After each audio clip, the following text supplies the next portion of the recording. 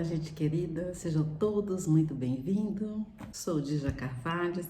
Para mim é sempre uma alegria, um prazer estar aqui com vocês. Você que não é inscrito, vai lá, tá escrito assim de vermelhinho ali, ó, e clica lá. Aí você já vai se tornar um inscrito do canal. E do lado vai ter um sininho, você aperta o sininho e você vai receber toda vez que tiver um vídeo novo, você já vai receber. E já aproveita e compartilha aí com alguém, porque já vai pegar desde o iniciozinho da nossa reflexão e essa pessoa também já vai poder aproveitar esse momento para que nós possamos refletir um pouco e possamos também, no final dessa reflexão, orar pela sua vida. Então fica firme aí comigo até o final e vamos lá. Nosso tema de hoje: como lidar com as nossas emoções abaladas. Um tema muito atual e muito presente nas nossas vidas hoje. Como nós vamos vencer? Na Bíblia, tem pessoas que também se sentiram assim abaladas? Eu posso dizer com toda certeza, muita gente na Bíblia se abalaram diante das adversidades, diante dos conflitos, e nós vamos ver alguns exemplos hoje. Convido você a ficar aqui comigo, atenta, para que isso já aconteceu desde que o homem é homem. Desde lá do Jardim do Éden, quando o homem ele se afastou de Deus, aí nós temos agora crises e mais crises emocionais. E nós vamos ver algumas delas hoje. E o que fazer quando essas crises chegam? Quando elas adentram as nossas vidas, as nossas casas? O que fazer quando isso acontece? Nós vamos para a Bíblia, porque é ela que vai nos dar a direção. E vamos ver o que o Senhor tem para nos ensinar neste momento. A crise, normalmente, ela se instala em momentos de medo, em momentos de ansiedade, em momentos de tristeza, em momentos de angústia, em momentos quando você é contrariado. Sempre são em relação a essas questões, e tem outras também, que essas emoções em nós, ela acaba sendo instaladas. No livro de 1 Reis, no capítulo 19, conta-se a história do profeta Elias. E o profeta Elias era um homem destemido, um profeta, um homem obediente ao Senhor. Mas em certo momento, em uma situação que ele vivenciou, ali, aquilo trouxe medo para ele. E aquele medo, fez com que Elias fugisse daquela situação. E nessa fuga, o texto lá em Reis diz que ele vai para uma caverna. E quando chega lá, com medo, e ele dorme, ele fica dormindo. E isso já nos traz assim uma alerta. Quantas pessoas hoje querem dormir para fugir das situações, das emoções que estão aflorando, que estão afloradas, ou já que estão até mesmo instaladas. E a fuga, uma válvula de escape. E o sono, a fuga, já é realmente uma característica de quem está com as suas emoções abaladas. Quem acordou Elias desse sono foi o próprio Deus. Quem alimentou Elias nesse momento, onde ele estava fugindo de tudo e de todos, também foi o Senhor. E o Senhor mostra para ele que ali não era o lugar dele, que ele teria que voltar e encarar sua dificuldade, porque o Senhor estava com ele. Aí eu faço uma pergunta: qual é a caverna que você está? Quanto tempo você tem passado dormindo? Mas vamos para um outro personagem. Esse personagem agora é Jonas. Jonas também, o Senhor havia dito para ele: Jonas, você vai até a cidade de Nínive e lá você vai evangelizar aquelas pessoas, você vai falar da minha palavra, do meu amor para aquelas pessoas, e aquelas pessoas vão se arrepender. E Jonas, ao contrário do que o Senhor disse para ele embarca no navio e vai sentido contrário ao que o Senhor disse para ele. E Jonas também, entrando nesse barco quietinho, desobedecendo a direção que o Senhor tinha dado, lá ele vai e ele se esconde em um canto lá e ele começa, a dormir. Olha só, mais um que foge da direção de Deus e vai dormir como se fosse uma fuga, né? Como se fosse não, porque ele estava fugindo. E um refúgio para ele foi o sono, foi esquecer a ordem que o Senhor havia dado para ele. Uma observação: dormir é algo muito bom, dormir é saudável. Até o salmista fala que enquanto nós dormirmos, o Senhor cuida. Mas essa fuga e esse sono aqui desses personagens que eu estou citando para vocês era um sono de fuga. Em uma outra ocasião, sabe o personagem que dormiu também? Foi Jesus. Ele dormiu no barco, onde ele estava ali com os seus discípulos. Jesus e Jonas, eles dormiram enquanto estava ocorrendo uma tempestade. Jonas, quem acordou ele, foi os próprios tripulantes, do barco onde ele estava. E Jesus, quem o acordou, foram seus discípulos, que também estavam com medo, e acordou Jesus para que Jesus pudesse salvá-los daquela tempestade. Mas aqui tem algo assim, um diferencial de Jonas e Jesus, que foi dos dois que estavam dormindo diante de uma tempestade. Jonas estava dormindo porque queria fugir, mas Jesus ele estava dormindo porque ele estava cansado. Estava dormindo porque precisava descansar, o seu corpo estava cansado. E Elias dormiu para fugir daquela realidade de medo que ele estava enfrentando. Mas ele também tinha uma missão. E o Senhor acorda e leva ele de volta para completar a sua missão. No momento, quando Jesus já estava prestes a ser crucificado, Jesus então, ele passa a noite orando e ele leva alguns dos seus discípulos para orar com ele. E quando ele observa, ele vê que os seus discípulos estavam todos dormindo. E o Senhor então acorda aqueles discípulos, e fala para eles assim: por que vocês estão dormindo? Por que vocês não podem ficar comigo orando um pouco? Nos faz assim pensar, que em meio às emoções da vida, à dificuldade, nós precisamos buscar ao Senhor. E o Senhor aqui desperta os seus discípulos, porque a oração, ela é fundamental quando nossas emoções, elas estão abaladas. Nesse período, quando o Senhor chama os seus discípulos à oração, ele sabia que o momento da crucificação estava chegando e o Senhor queria que eles se preparassem para o momento de dificuldade. Olha só, nós somos acometidos pela dificuldade, isso é certo, é fato. O Senhor Jesus já falou que no mundo nós teríamos aflições, mas o Senhor, ele quer nos preparar para o dia mau, ele quer nos preparar para o dia difícil. Por isso que aqui ele chama os seus discípulos a orarem, porque ele sabia que também na hora que ele fosse crucificado, os seus discípulos também iriam sofrer pela perda, pela morte, eles iam ter esse impacto muito grande. Então o Senhor queria prepará-los para este momento de tristeza e decepção que eles iriam passar. Aí a pergunta é: como então nós vamos passar por esse período, por esses dias, quando as nossas emoções são abaladas? Como que nós vamos vencer isso? E eu tenho alguns passos para compartilhar com vocês, algumas dicas que o Senhor nos dá para que nós vencermos esses dias difíceis, onde as nossas emoções, elas são tomadas pela dificuldade que nós passamos. E o primeiro passo é a oração. Só a oração acalma a nossa alma. A oração, quando nós vamos para um lugar secreto e ali nós derramamos diante do Senhor tanto as nossas frustrações como as nossas dores, os nossos temores, e nessa oração nós então fazemos ela ao Senhor, e aquela oração que é levada ao Senhor, aquilo acalma a nossa alma. E só a oração tem poder de acalmar a nossa alma. Porque nessa hora de dificuldade, nós queremos nos esconder, queremos dormir, mas a oração, ela nos fortalece, ela nos prepara para nós trabalharmos a fim de que possamos estar fortalecidos e vencer essas emoções que podem nos adoecer. A oração, ela nos faz prosseguir em meio às dificuldades.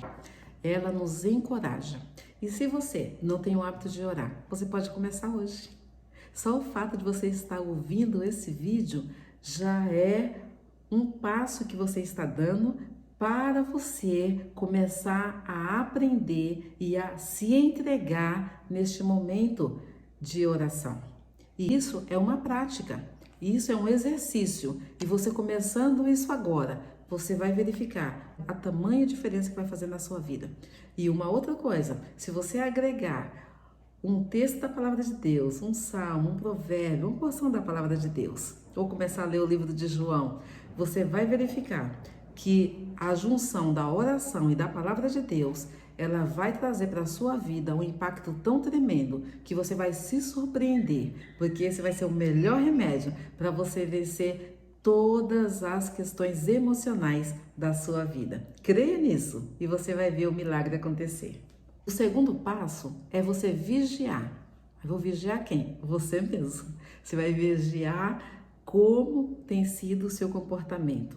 Se você está agressivo, se você está inquieto, se você está temeroso, se você está dormindo demais, se você está buscando remédios para dormir, se você está intolerante demais, é você que vai se vigiar.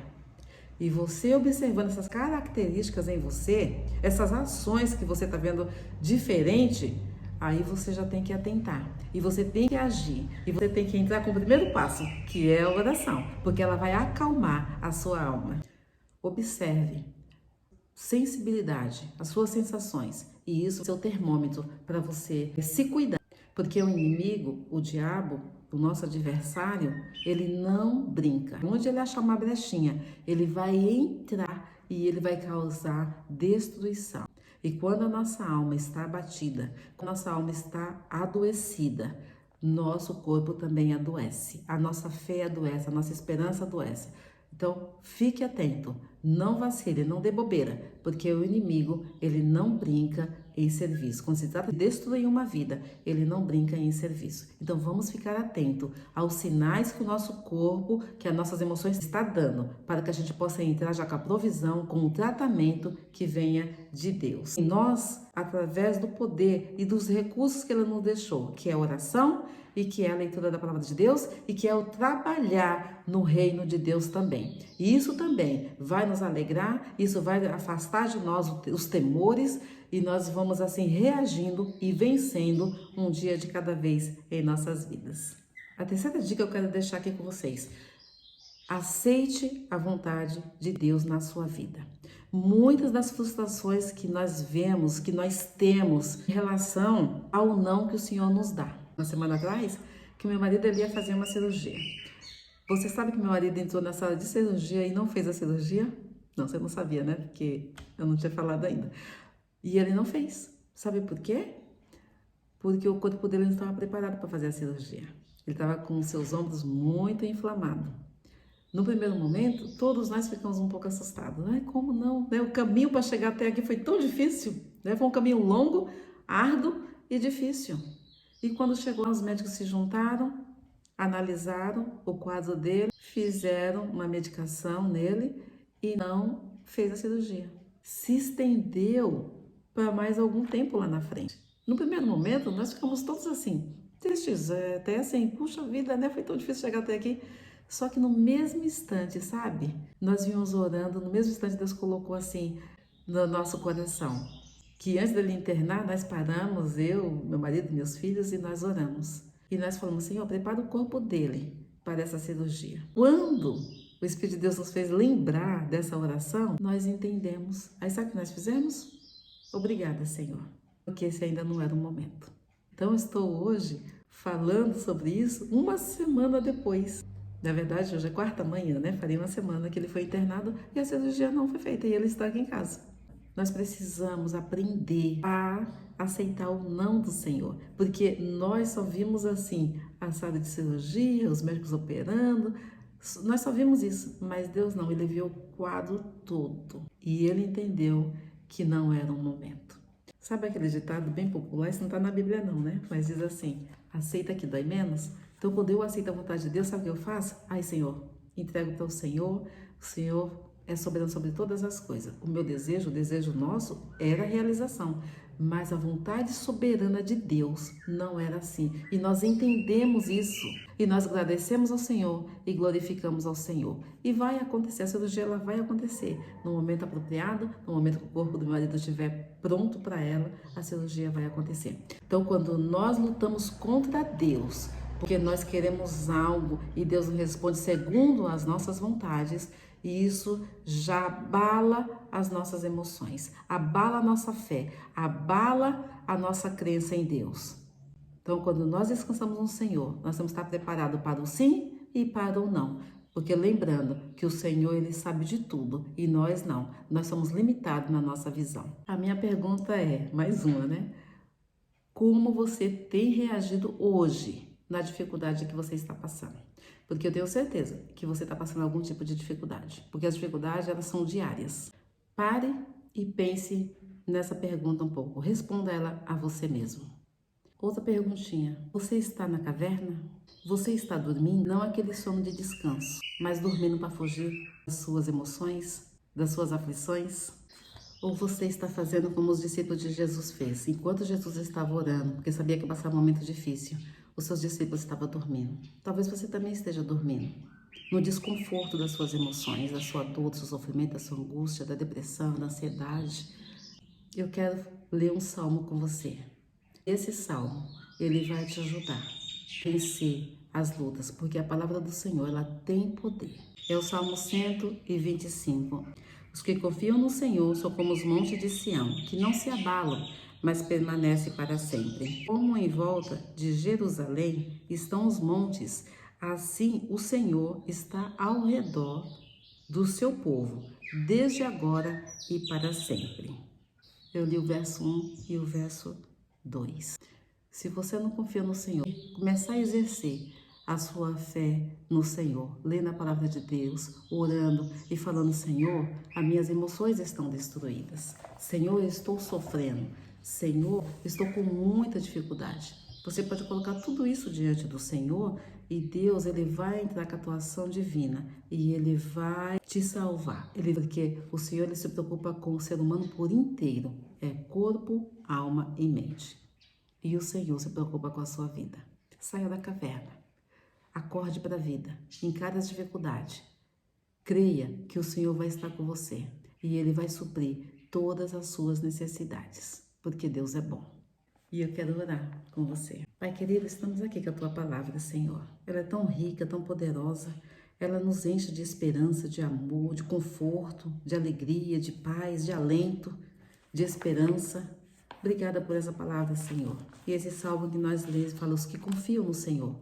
Ó Deus amado, tem muita gente que está tão desesperançosa que não consegue confiar em Ti. Mas nessa hora, Senhor, eu peço que o Senhor visite essa pessoa e que o Senhor traga esperança e renovo para a sua vida, para que elas possam, Senhor, acordar do sono, ó Deus, da fadiga, do desespero, mas que elas possam acordar, Senhor, olhando para Ti, como sendo o autor e consumador da sua fé. Ó Deus amado, guarda cada vida, Senhor, proteja, livra do mal, Senhor, para que o inimigo não busque, não ache brecha na vida das pessoas, a fim de causar destruição e morte nas suas casas, ó Pai. No nome de Jesus, Pai, entra com a Tua ação divina, entra, Senhor, com a Tua alegria, entra com o Teu perdão, com o Teu amor, entra com os Teus cuidados, Senhor, e sara esse, Senhor Deus, que está num sono, ó Pai, tão profundo muitas vezes. Traga, Senhor, alento para todos. Traga cura para essa enfermidade da alma, Pai. Em nome de Cristo Jesus, que eu oro e agradeço. Amém, Senhor Deus. Amém. E nós vamos ficando por aqui. Se você gostou desse vídeo, dê um like. Ele pode alcançar outras vidas que precisam também acordar em Cristo Jesus. Que Deus te abençoe. Vamos ficando por aqui. Até o próximo vídeo, ó. Se Deus assim permitir. Beijo no coração.